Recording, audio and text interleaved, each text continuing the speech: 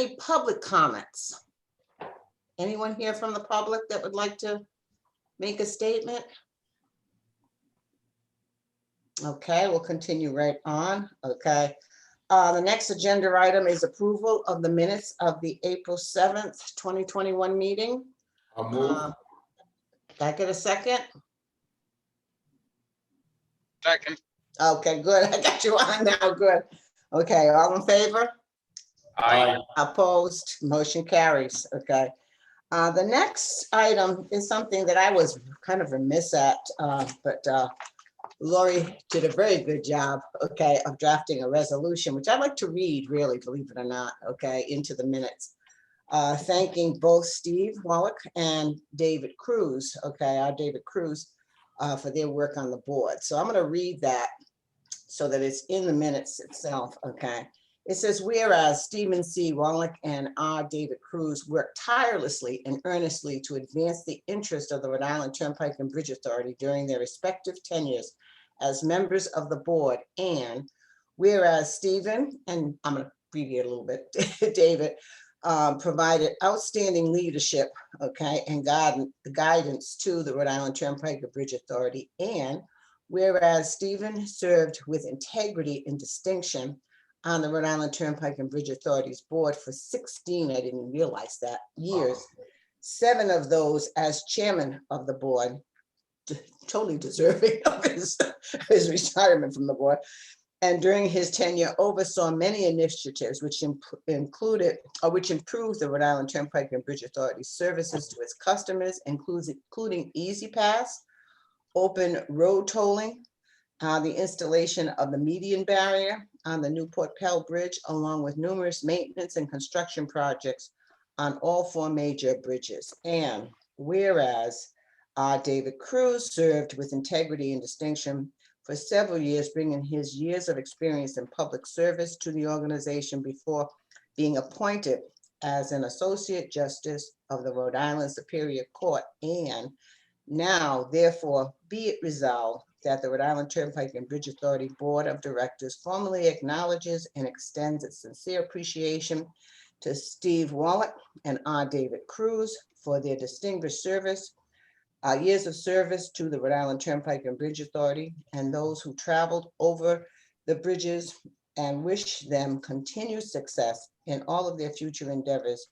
And be it further resolved that a copy of this resolution be transmitted to both David and Steve. Okay, this resolution has been adopted by the Rhode Island Turnpike and Bridge Authority's board members at a meeting of the Board of Directors on May 5th, 2021. Can I get a motion to accept this resolution? I'll move. Second? Second. Okay, all in Second. favor? Aye. Opposed? Motion carries. Thank you very much for that, Lori. I thought it was a great job. I had help from my wonderful staff, including Rafe, who did a great job. Oh, Rafe, thank you Yes. too. Is he still on? I don't know. Oh, he's on. Thanks, Rafe. Great job. I thought it was so well done. I said, I want to read this in. Okay, now I understand this is our annual meeting. So we have to get, okay, some officers.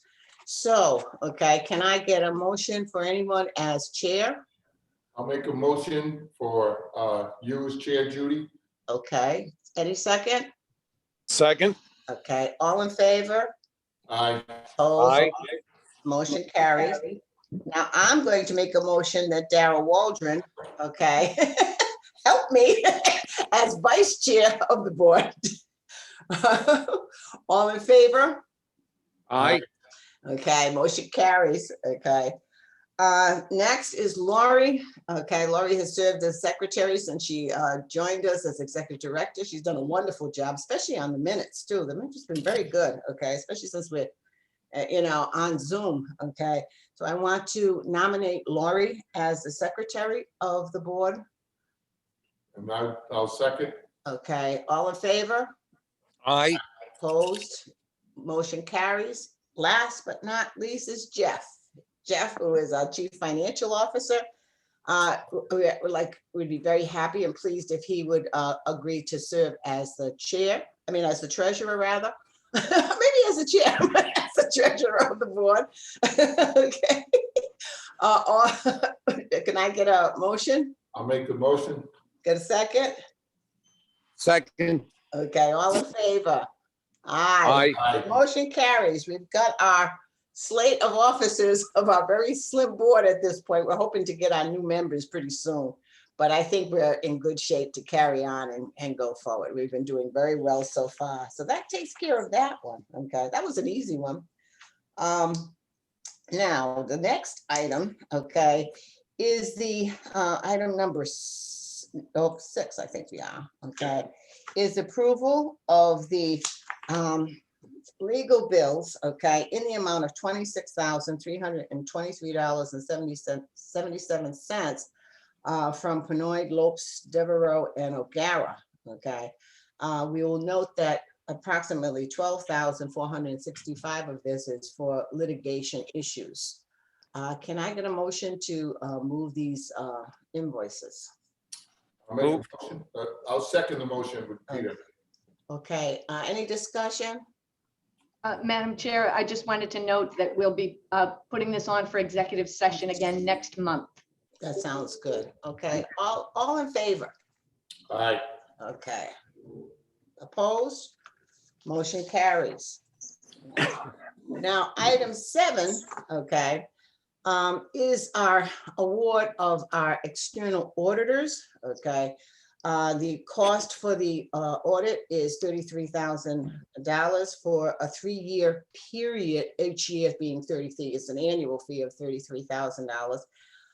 And it's going to be Markham again. Okay, Jeff, would you like to summarize this? I know you went through a lot of detail, okay, with your subcommittee on, picking them, and they did do a great job for us last year. Great, thank you. Yep, I'll just give you a quick summary. On March 1st, 2021, an RFP was issued for external audit services, and an outreach to potential firms were conducted. On March 29th, we received 2 proposals, one from Markham, one from O'Connor and Drew. A selection team consisting of myself, Tony Gubata, our accounting manager, and Amanda Pelletier, who's our staff accountant, independently reviewed the proposals based on the evaluation criteria in the RFP, resulting in this recommendation to award these services to Markham. As you mentioned, the award is for 3 years, with the authority maintaining the sole option to renew for 2 additional 1-year terms. Again, as you mentioned, the cost is $33,000, which was approximately 25% lower than the other proposer. Both the Department Administration and the Auditor General agree with this recommendation and have approved the selection of Markham. So with that, I'd like to move forward with Markham with your approval. Okay, can I get a motion? moved, Second. Okay, all in favor? Aye, Aye. aye, carries. Thank you. Thank you very much, Jeff. Very good. Okay, we've got them. Now, next is, okay, the telehandler. Okay, this is for an amount of $48,950. Okay. Eric, can you get us up to speed on why we need this and this cost? Because I believe it's a used telehandler, if I remember reading this correctly. It is. So yes, absolutely. So the Jamestown Bridge railing project is really what kind of sparked this this RFP. Last year, we used water-filled barrier out there to protect the workers, and this year we're using the Lindsay concrete movable barriers that we actually own that were recently removed from the Pell Bridge the end of last year after the completion of the concrete placement on the deck job. We own about 2,700 linear feet of concrete barrier that we would like to place on the eastbound side of Jamestown Bridge for the railing painting that will be ongoing for the next approximately 6 months. In order to manage that barrier, and we'll talk about the next action item is we'll talk about that'll get it there, but in order to manage the barrier during the painting project and to be able to kind of hopscotch it along as the painters progress, we need to purchase a piece of equipment that can lift the barriers. They get moved in pairs, and the current forklift that we have, which is a Bobcat, is not sufficient to move those. It was sufficient for the other barrier that we used last year. So we decided to go to RFP. We looked at the cost of renting the equipment for 6 months, and that's approximately $12,000 to $14,000, which I felt was a lot of money to put out for a rental when we also could use this telehandler for other duties beyond this project moving forward. So we went to RFP and we said, let's look for something. We put out some specifications for new or used, and used is okay in this case because these types of equipment have a long life when maintained properly. So it made financial sense to look for both. We received one proposal for a 2015 machine at a cost of $48,950.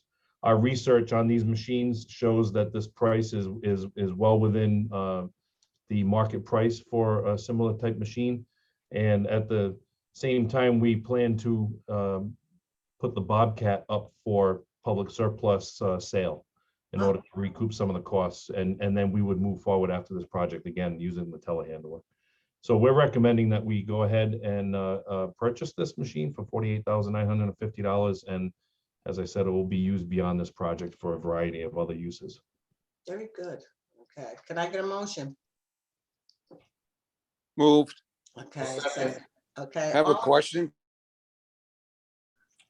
The lease was how much? $12,000 a year or $12,000?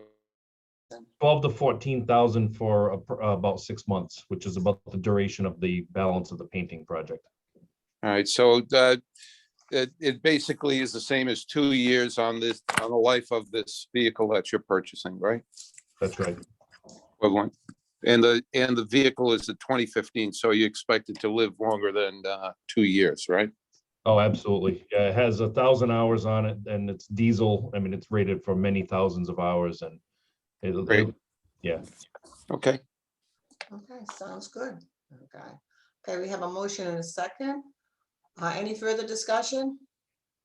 Okay, all in favor? Aye. Opposed? Motion carries. Next is number 9, okay?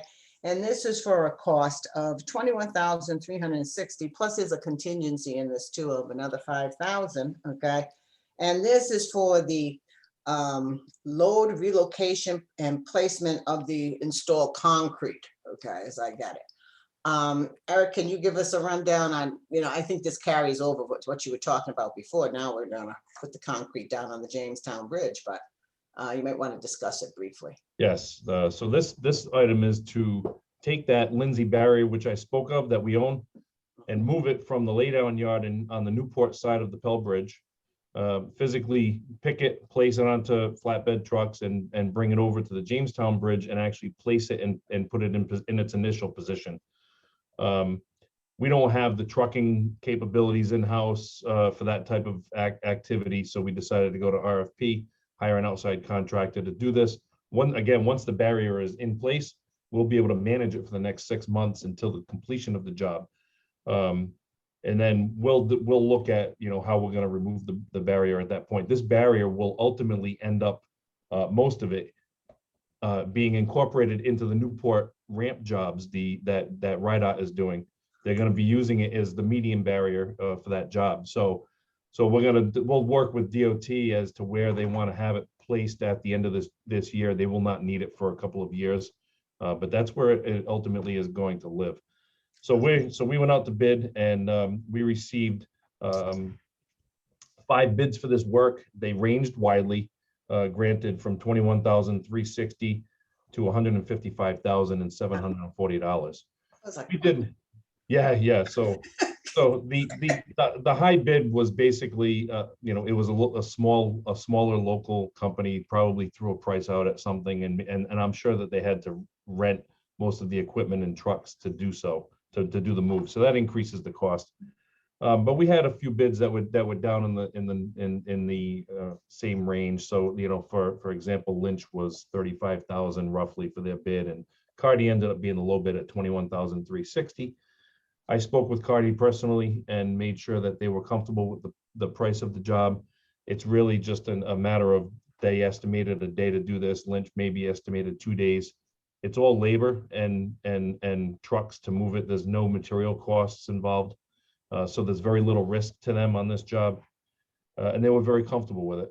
With that, I would like to recommend that we approve a $5,000 contingency just in case there is something unforeseen that comes up so that we can just keep the thing going. It's a very short duration, so we don't want to stall it. You know, once they mobilize, they want to just come in, make the move, and then they're out of here. Sounds So, good. so we'd like to recommend approval of the 21,360 and the contingency of 5,000 to perform this. For a potential 26,000, 350. Okay, can I get a motion? So moved. A second? Second. Okay, all in favor? Aye, Aye. opposed? Motion carries. Thank you Thank very you. much. That's very good. We can get these projects done. You're still on the hunt for your special projects, okay, which is next. I thought you did a very good job summarizing each one. I asked Eric before we really got started as a formal meeting, what the soft costs were, something like that always leaves me with, huh? Because we're at $41,064,568 worth of projects going on. So if you want to run down them briefly, Eric, because I think you did a good job with the summary, and then just briefly mention the soft costs for me. Sure.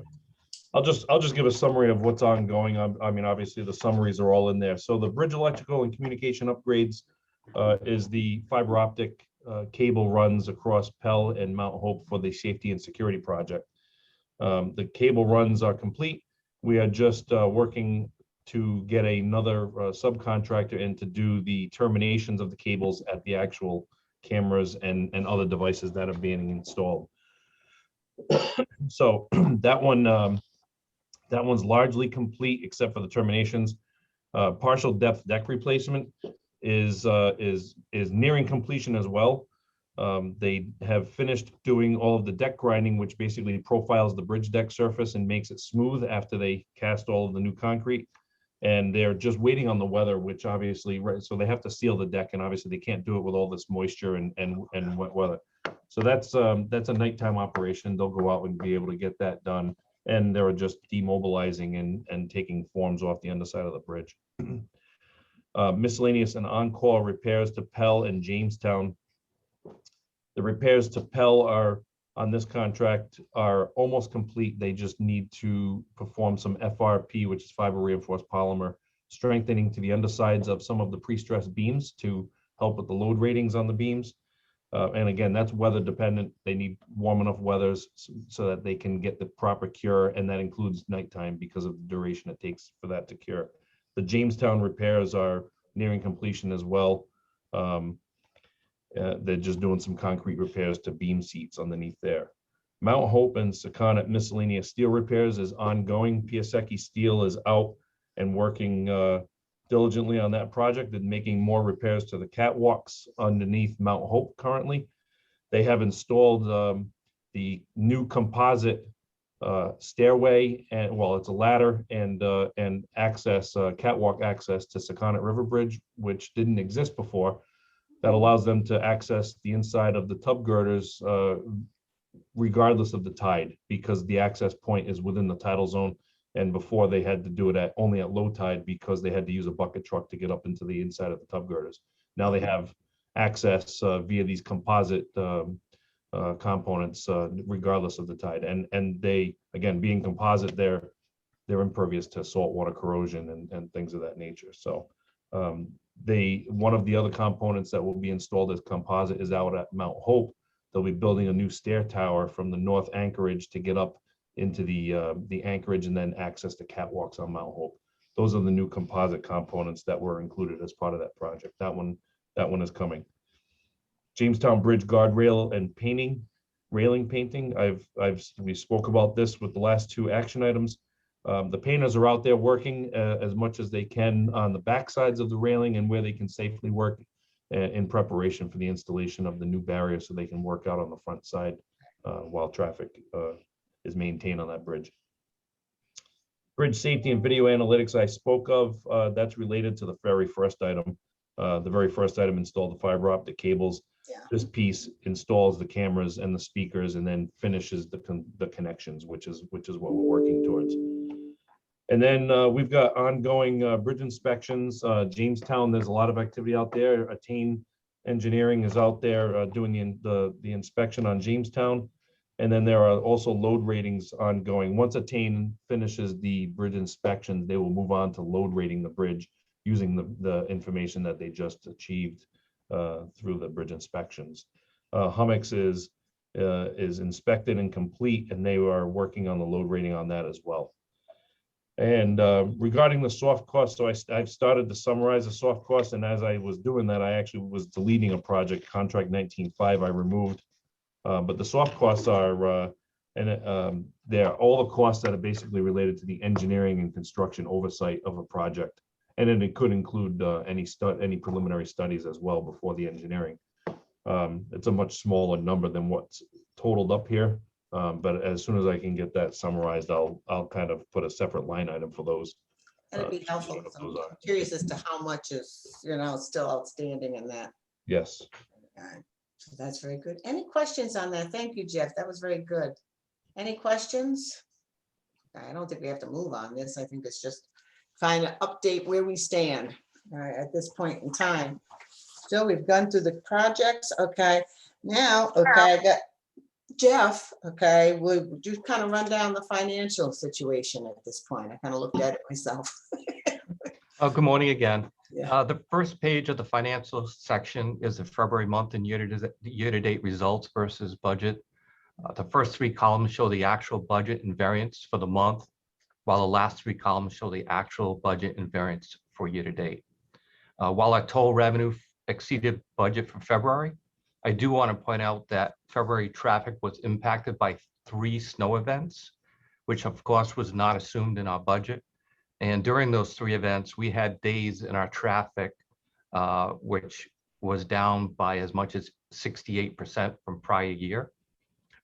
So typically, based on our conservative budgeting that we did on the revenue side, we would have seen a much bigger positive, but these 3 snow events had a pretty material impact on that. If I focus on the year-to-date results, the authority's year-to-date revenue is higher than budget by 10.4%.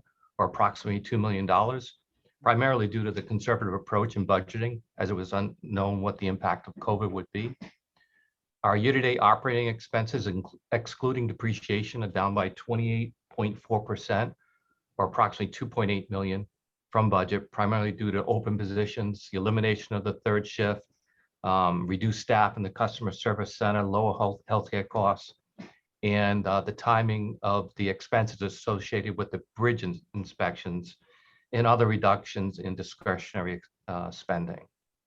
On the second page of the financial section is the February month and year-to-date results versus prior year. Again, the first 3 columns show for the month. The last 3 columns show are for year-to-date. If I again focus on the year-to-date results, the authority's year-to-date revenue is lower than prior year by 16.9%, or approximately $4.4 million. And that, of course, is due to the impact from COVID. Our operating expenses, excluding depreciation, are lower than prior year by 16.4%, or approximately $1.4 million.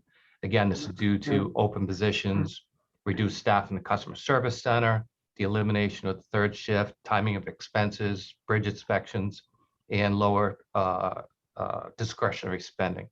I do want to point out now, though, that the authority continues to look at all discretionary spending at every opportunity. And where there are opportunities to reduce costs by changing the terms or switching to vendors that are more competitive, we are actively pursuing those options. I know you like to see March and April, what's coming That on. was my next comment. I know it is.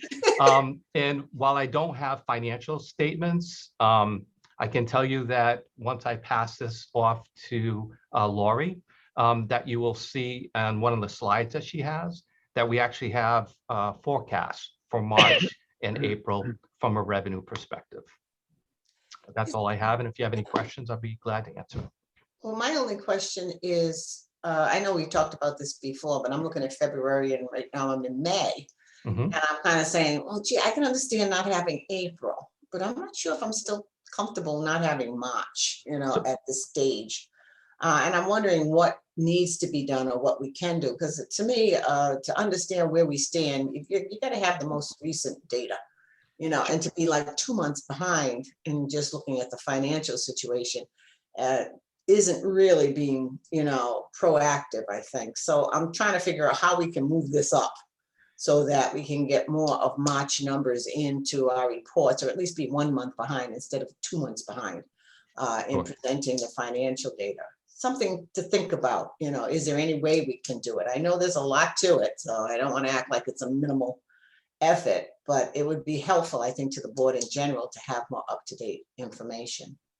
Sure, I think we can do that again from a forecasting from a top line revenue. As long as I know the traffic numbers and we have really good metrics here, we can pretty much come pretty close to what those numbers would be. Mhm. But it's the closing process with the other authorities, Yeah.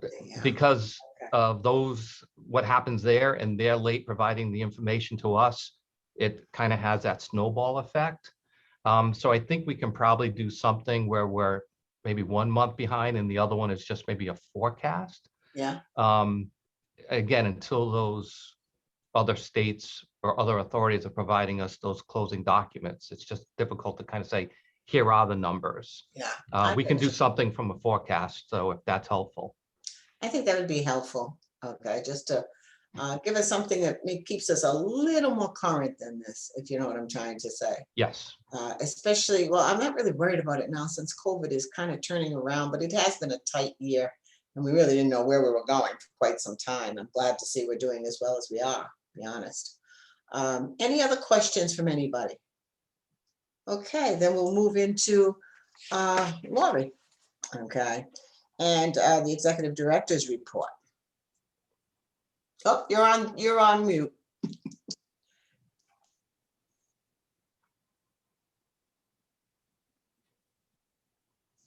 Yeah, I think you are. And here I am. There you go. There I am.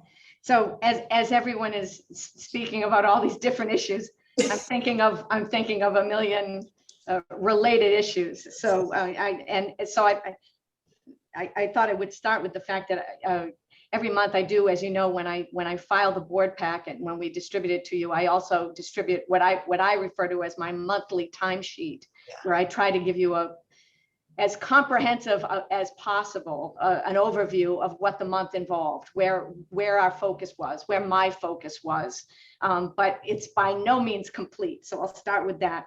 Also, Madam Chair, you mentioned the minutes, and I do, I value my staff, and I always like to give credit where credit is due. Mary Ann does a very good job of taking the first pass at the minutes, and we take them from there and make certain that they're accurate before we send them out to you. So Thank you. to pick up on what Jeff said about why the financial statements can't be more current, the IAG, which is the acronym for the Easy Pass system, continues to grow, which is wonderful. It's and the reciprocity agreements continue to become more and more the norm for us. But that means squaring up with all of these other entities every month. Florida is partially now on board with the IAG, and I believe by the end of May we'll be entirely on board with IAG. Florida and Georgia, Minnesota, and I think one other state are the most recent additions to the system. So all great news, but again, also makes it more complicated for us to square up and to reconcile the financials at the end of each month. I wanted to mention that this morning I came in and my first trip was into the operations area to ask about our striping situation last night. Director Alvidi, I just wanted to let you know that we didn't have too much notice that we were going to need to close the open road tolling lane in the westbound direction from 6:30 to 10:30 last night. We got enough notice so that we could at least get it on social media.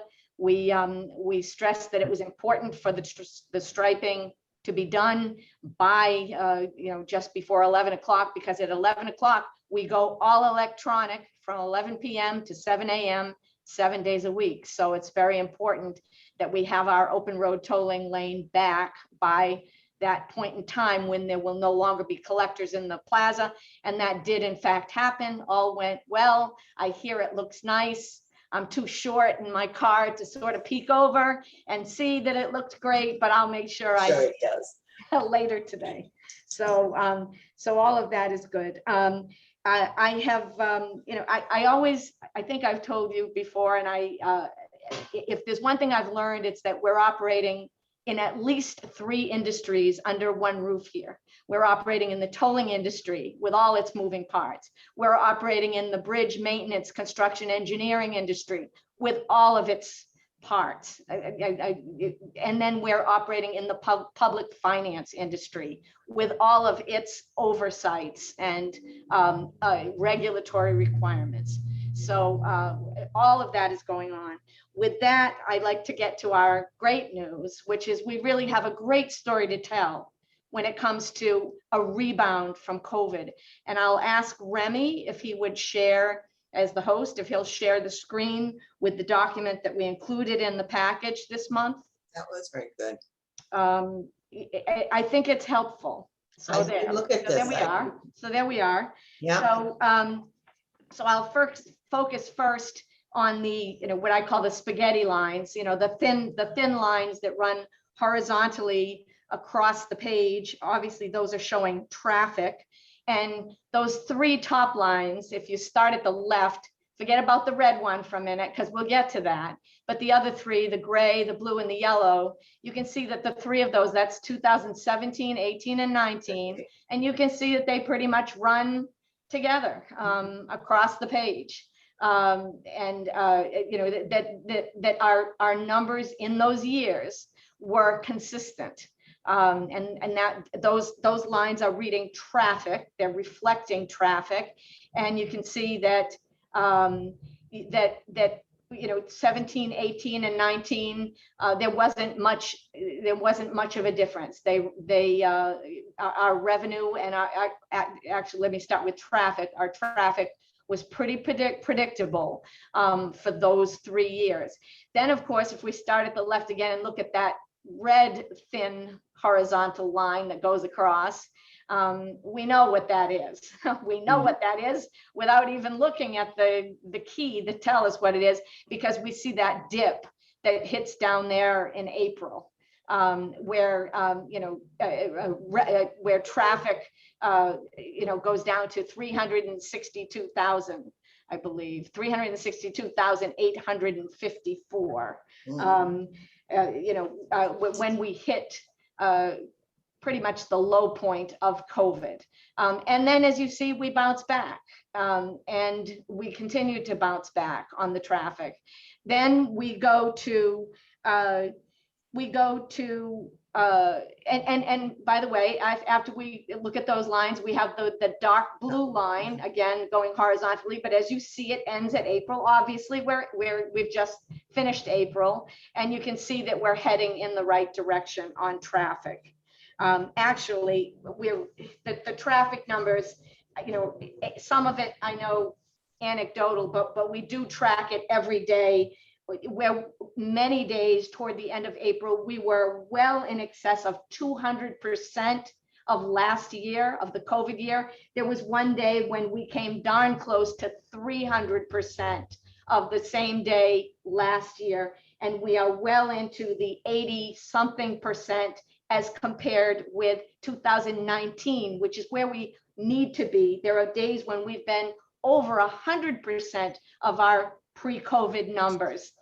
We're back. It's and that's without all of the commuters, which is great news, because as we all know, not all the commuters are going to come back because working remotely has become something of a way of life, if not completely, then partially. So that's the traffic numbers, the revenue numbers. And Madam Chair, this speaks to your issue of trying to have more current numbers each month at the board meeting. Jeff has included here in the revenue numbers, and those are represented in the columns that you see on this sheet.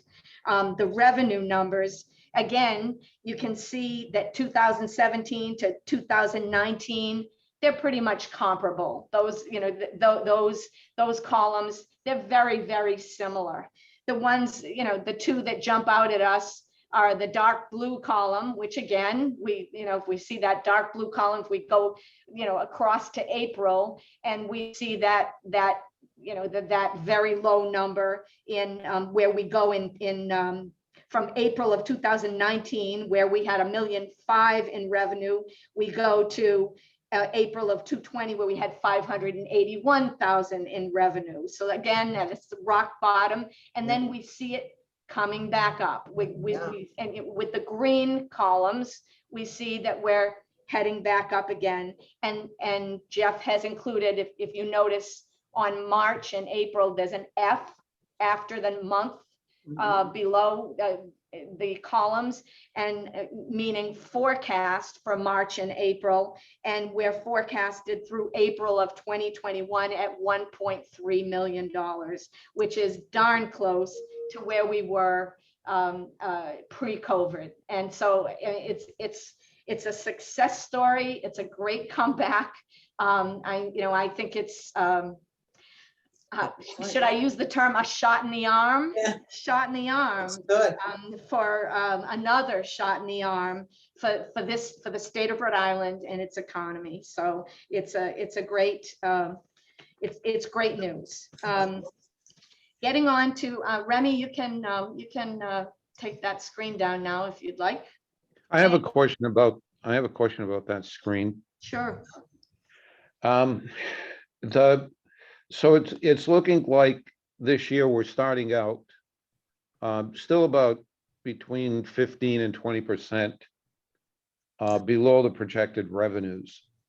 And we don't have a crystal ball, so we don't know how far into the coming months we're going to remain at a lower revenue stream.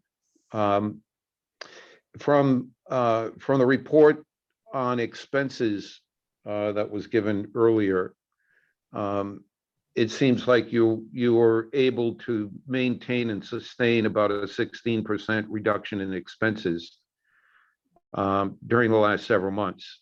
Is that correct? Jeff, I'll let you verify that. Yes, approximately. Yep. Yeah.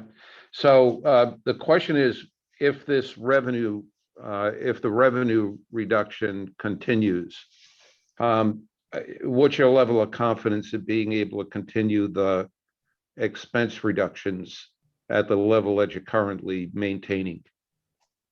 Good question. I'll speak first, and then I'll let Jeff supplement. I know that we have been budgeting at around, I know that certainly in the tolling operations area, I know that Kathy, who's away right now, but I know that she's been gauging things at 90%, and we're just about there. So we are on target. I mean, maybe we'll do better than 90%, but we are looking at, and if the sun shines, we definitely will we'll get into that area where we'll all be smiling. But we're pretty much close to 90% now. Okay.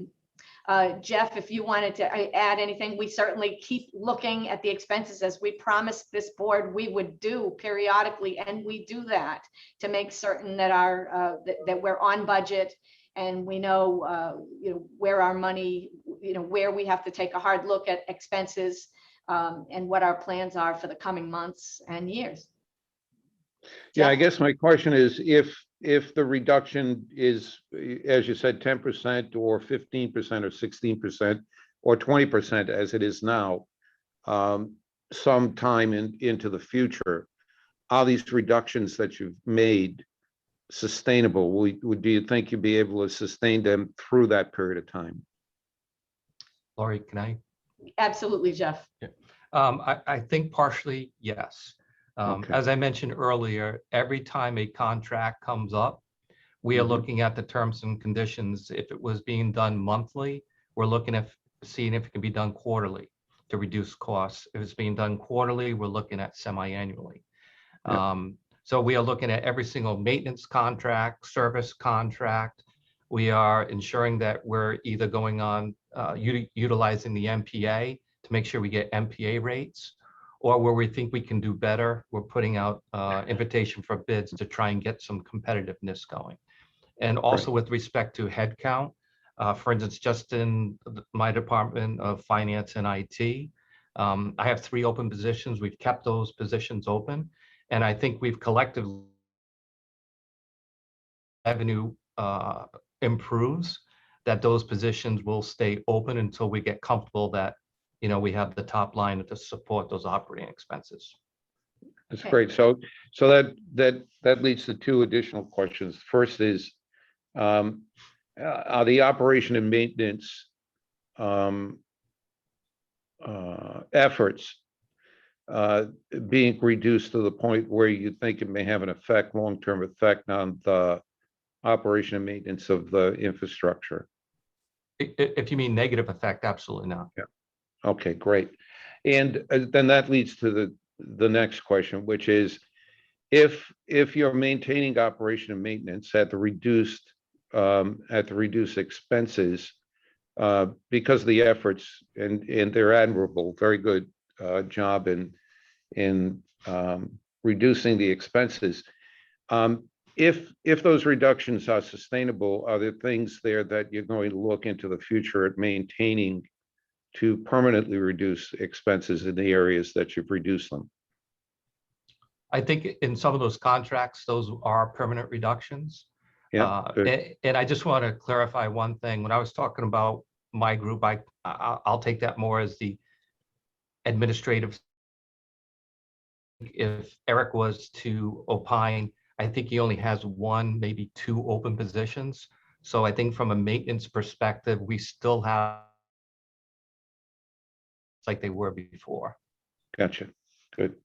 So- Okay, thank you very much. All right, the other issue I wanted to address, my last issue of the day, is at last month's board meeting, we talked a little bit about the pilot program that we did from February 14th to March 14th. And we are still conclusions that we've reached. The program was very successful. It was successful. We were amazed at how well and how quickly the traffic adapted. We were successful in the sense that it gave us the confidence to move forward with all electronic tolling, which, as everyone knows, is the way of the world at this point, the way that things are going in every bridge authority. And the reason for that is that free flow traffic is safer, it's more efficient. Safety is paramount. It's also better for the environment, that you don't have vehicles idling in the plaza, all of that. The results of the program, and again, this is somewhat, this is preliminary, and I'll use the financial term unaudited, but the increase in images that we needed to read because people were coming through the plaza and would be billed by mail, the increase in plate images was about 26,000. That correlates with the cash and the credit card transactions on the westbound side. So if you will recall, when we did this pilot program in February, we only did it on the eastbound side. So the 26,000 additional images that our entity had to read, process, invoice, collect, that correlated to the cash and credit card transactions for the same period on the westbound side of our plaza. The customers who used cash and credit cards before the pilot program in February, they used the bill by mail option. One reason, we didn't see everybody rushing to buy a transponder. One of the reasons for that, maybe they knew it was temporary, number one. Number two, they knew we were still collecting cash and credit cards on the other side, in the other direction. So we didn't see any increase in Easy Pass accounts being opened. So our conclusion, again, preliminary, but it appears that those using cash and credit cards before the program were using the bill by mail option. When we ended the program and went back to accepting cash and credit cards on the eastbound side, that same population of customers went back to using cash and credit cards. Wow. So what that tells us is that we can expect that when we go all electronic, which as I've told the board, we're planning, and as I've told the union, we're planning for after Columbus Day. When we go all electronic, 26,000 to review in. Oof. So, and all of that, of course, will be bill by mail. So everything that I went through, capturing the data, processing the data, invoicing the data, and then ultimately collecting the data. That said, even though that sounds like a lot, the cash and credit card transactions, which translated into 26,000 images in the pilot, that is 12% of our traffic. So, and that also the overall collection rate that we had before the pilot program was 80%. That's overall. By all payment means, it was 80%. Our preliminary findings, again, very preliminary, is that the pilot program did not change that, which means that the pilot program with, which involved no cash, no credit cards on the eastbound side, had no adverse impact on our revenue since our overall collection rate remained at 80%. So with those findings in mind, with all of that learned from our pilot program, we've made a plan to go forward with all electronic after Columbus Day. Obviously, Eric's got his RFP out for modification of the existing plaza and ultimately the construction of a new gantry farther up the road here onto, as a closer to the actual approach onto the Newport Pell Bridge. We are in discussions with the union. We've had several meetings. We all agreed, both sides agreed the meetings were productive. We expect that we will be restructuring operations. As I've said, it's no longer plaza operations. We operate 4 major bridges and 10 small ones and all the collecting roads. I am moving the staff away from talking about plaza operations and talking about operations and monitoring of all of our assets. So that will mean restructuring of the positions in operations. We have collectors. Of course, they won't be collecting cash and credit cards anymore. We have collector supervisors, but the supervisory functions will exist. And then we have supervisors. The supervisor's job the job description will change. We've discussed that with the union as well. It's obviously moving more toward traffic management at all of our structures and not just focus on the plaza here at the Pell. We're hoping to have our terms of how all of this is going to unfold with the union. We're hoping to have them negotiated and 1st of June. And so next month, we should be able to update the board on the positions that will be here and how this transition looks for the employees who will be impacted. That's it. Quite a lot happening there. Thanks, Lori. Very good. I just had a quick question, okay, and excuse me if I'm not quite sure. Should we be promoting more the Easy Pass? Is there something we could do to get more people to do Easy Pass and the credit cards? Some maybe campaign to minimize the amount of tracking we have to do and billing and all of that. It just makes me think, well, when I go over with the Easy Passes, no problem. It comes out of my account, that sort of thing. Yes. And that would be so much easier. Is there Yes. some way we could get more, I guess, people to jump on Easy Pass who are using that bridge more than I do, for example? And that is very much in the hopper. And not only that, I'll take it one step further because we have noticed that we have a need in our customer service area for Spanish-speaking customer service representatives of customers who are Spanish-speaking.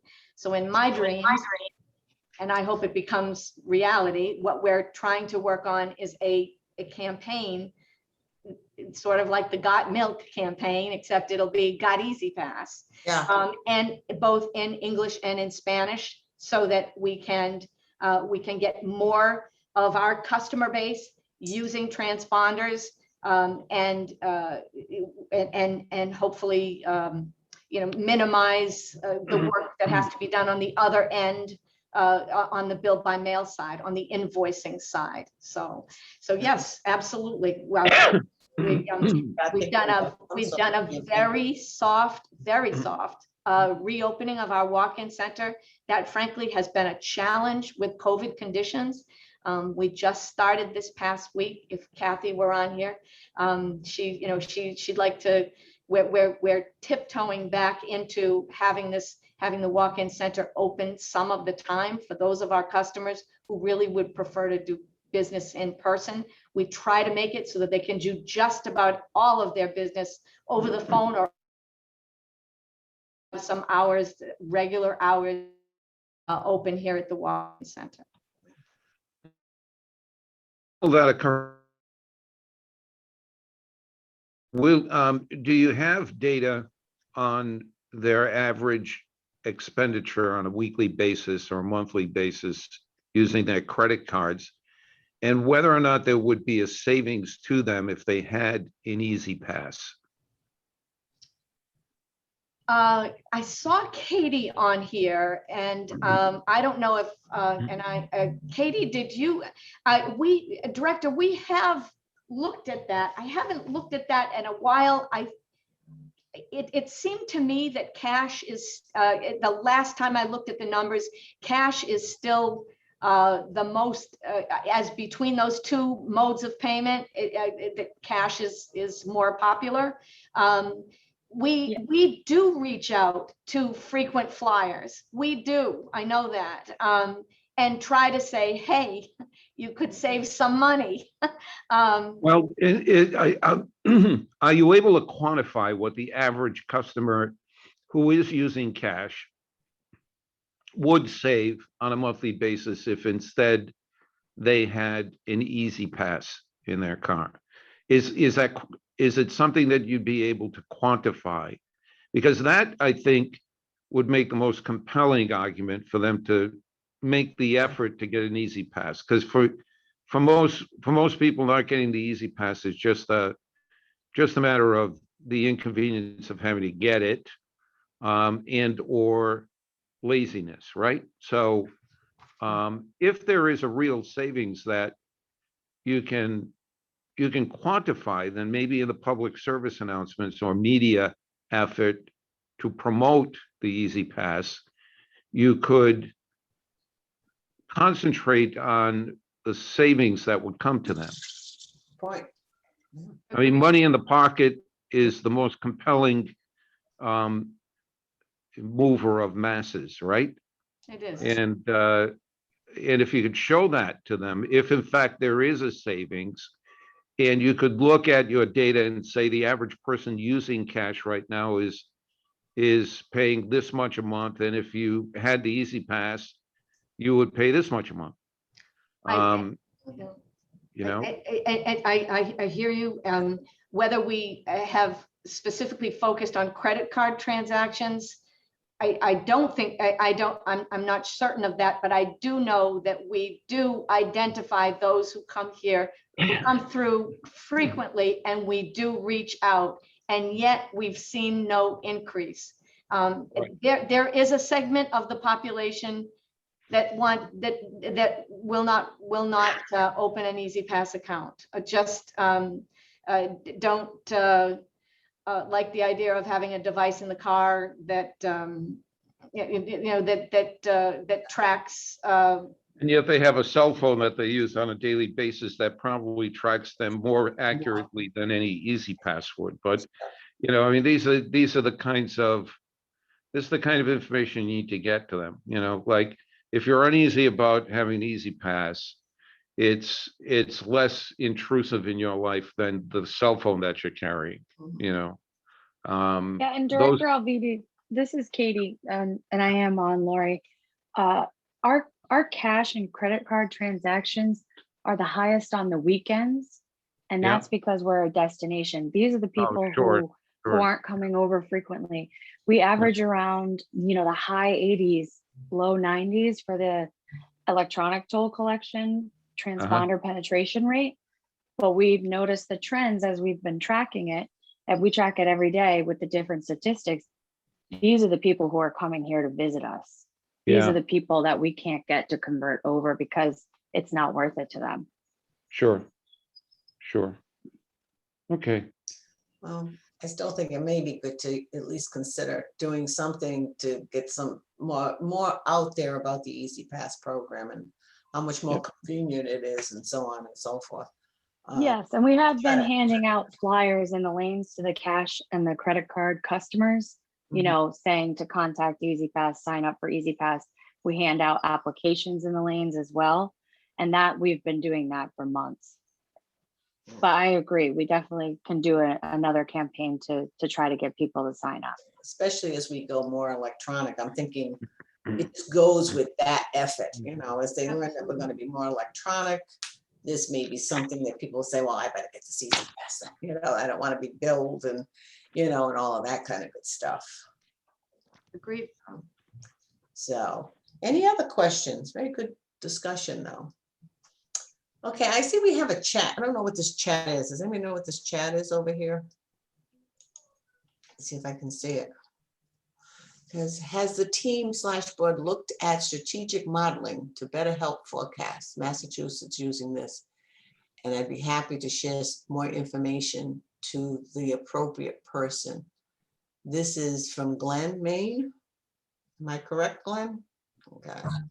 Yes. Hello. Hello. How are you all?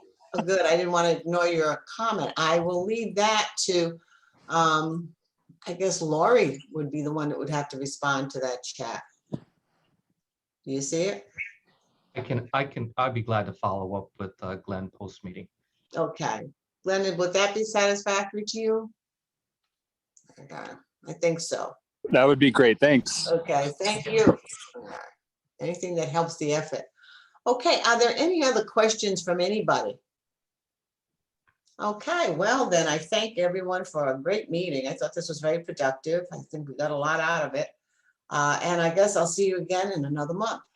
Okay, I'll make the motion to close. okay, a second? Second.